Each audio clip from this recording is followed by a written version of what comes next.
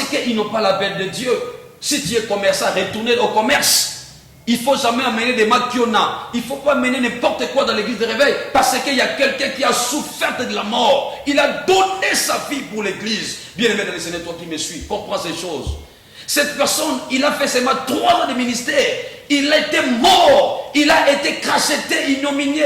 Il y avait l'ignominie, le pauvre dans sa vie. Mais il a donné la naissance de l'église. Mais aujourd'hui, c'est que nous vivons dans notre pays. C'est horrible. C'est terrible, bien-aimé. Il y a des hommes de Dieu qui se sont retrouvés pasteurs aujourd'hui, mais sont des ramassis. Ce sont des gens qui se sont devenus pasteurs par leur propre consentement. C'est pour cela que nous voyons aujourd'hui beaucoup de conséquences. Il y a des gens qui sortent avec des femmes d'autrui. Il y a des gens qui font des pratiques qui n'est pas loyables, qui n'est pas valable, parce qu'ils ne sont pas des hommes de Dieu. La Bible dit, lorsque vous allez voir l'abomination est entrée dans les lieux saints, toi qui lis les Écritures, fasse attention. L'état est tellement difficile. Mais nous voulons tout simplement être des personnes qui vont restituer, que nous devons organiser l'église. Nous devons combattre pour de bonnes valeurs. Aujourd'hui, il y a des ramassis dans l'église. C'est pour ça que l'église des réveils, aujourd'hui, elle n'est pas unie. C'est pour ça que je parle des hommes de Dieu qui ne sont pas les appelés de Dieu. C'est ça la réalité que les enfants des sacrificateurs Élie, ils ont vécu. Pendant que Élie, il était dans les tabernacles, il est en train de faire des services, il avait 2 enfants. Ces 2 enfants-là, ils n'étaient pas les appelés de Dieu. Ils prenaient les offrandes, ils prenaient les sacrifices qui étaient réservés à Dieu. Ils commençaient à manger, faire n'importe quoi à travers ça. Bien-aimé, Dieu avait voulu tout simplement sacrifier ces enfants-là. Ils ont amené les faits étrangers.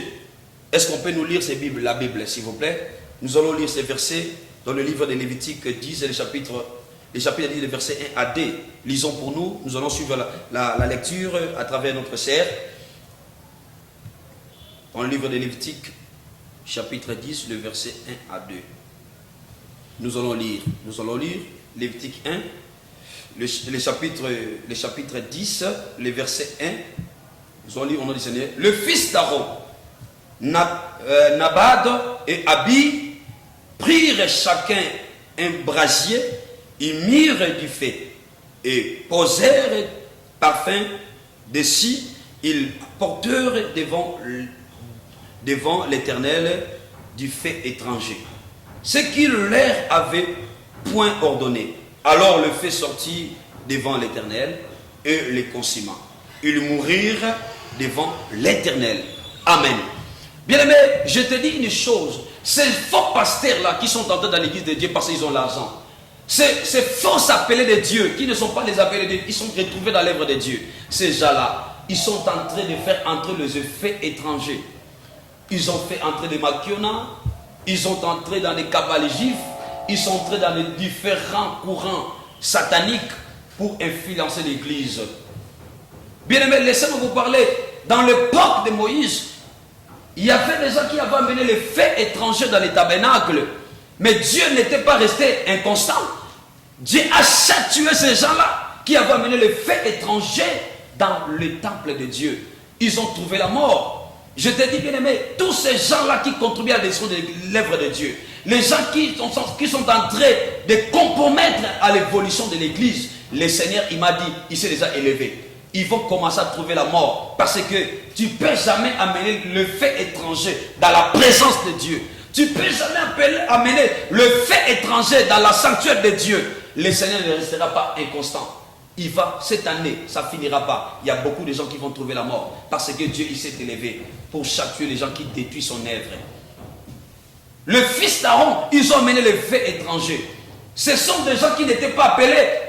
Dieu, il va tout simplement châtier les gens qui sont des ramassis, qui sont entrés dans cette œuvre pour justement jouer et mépriser, déshonorer l'Éternel. L'Éternel honore ce qu'il l'honore. Ceux qui les déshonorent, ce sont des personnes aussi, Dieu va les déshonorer. Ça ne tardera pas. Je parle comme un prophète. Dieu va déshonorer beaucoup de gens. Il y a beaucoup de gens qui sont en train de détruire l'image de l'église du réveil. Le Seigneur va s'élever contre eux. Le Seigneur va les châtier. Parce que Dieu, il est dans la colère, en train de voir les effets étrangers qui est entré dans l'église de Dieu pour détruire la mission que Dieu nous a confiée. C'est ça la deuxième cause. J'ai parlé sur les hommes de Dieu qui ne sont pas les appelés, qui n'ont pas reçu un appel, comme l'appel de Samuel qui était auprès des sacrificateurs Élie, mais ils se sont retrouvés dans l'œuvre de Dieu. Ils ont amené le fait étranger comme le fils d'Aaron, ils ont amené le fait étranger dans la sanctuaire.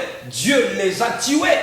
C'est comme ça qu'il va agir dans notre époque, dans cette période, dans cette année. Le Seigneur il va tuer beaucoup de personnes qui sont en train de compromettre la mission de l'Église, que lui-même il a souffert de la mort à la croix. La troisième cause, l'introduction de la politique au sein de l'Église. La manipulation des hommes de Dieu qui empêche l'Église d'accomplir sa mission ecclésiastique que Dieu nous a donnée. C'est par là que je vais parler sur l'intronisation ou l'introduction de la politique dans l'Église. Bien aimé, l'Église est au milieu du village. L'Église, elle ne peut pas être influencée par des politiciens. Aujourd'hui, les politiciens sont entrés avec l'abomination à l'Église. Aujourd'hui, pour être président du réveil, ça commence à être un problème du tribalisme. Il y a des gens aujourd'hui qui se sont retrouvés à la tête du réveil parce que XY, il a voulu qu'ils soient là. Il y a aujourd'hui, nous voyons le choix du président du réveil qui est lié beaucoup plus au tribalisme. Nous voyons aujourd'hui dans notre église, les politiciens viennent encore utiliser les hommes de Dieu à leur donnant des moyens financiers pour faire le choix au président du Seigneur. Mais nous remarquons que c'est là, Dieu il est en train de voir des choses pareilles, ça lui fait mal au ciel. Et la politique, elle peut être la politique. L'Église, elle est l'Église. Nulle part ailleurs, on peut avoir la politique entre son entrée dans l'Église. C'est impossible. Laisser les politiciens faire la politique. Laisser les hommes de Dieu faire leur travail.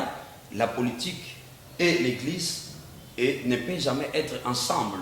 Il y a une nuance entre l'Église et la politique. Le Seigneur vous bénisse.